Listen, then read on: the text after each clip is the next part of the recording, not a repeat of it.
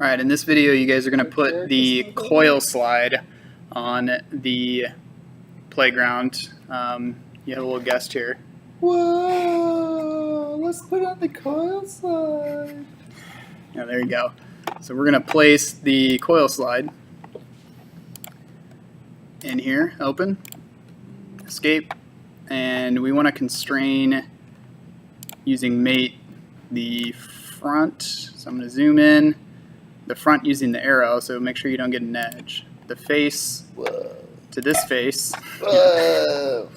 And we're going to apply, and then we want to mate the very small little edge here on the top to the top edge of the tri-platform, and then we're going to offset that by 10 inches. So offset by 10, apply. And then we're going to use our tangent tool and make sure it's outside. This is good for constraining a flat object here, the side of the main platform with the side of the coil slide, which is round.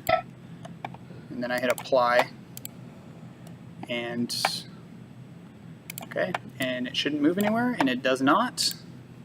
God, the play structure is locked together like one solid piece.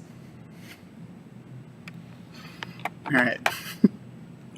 Make sure you hit save.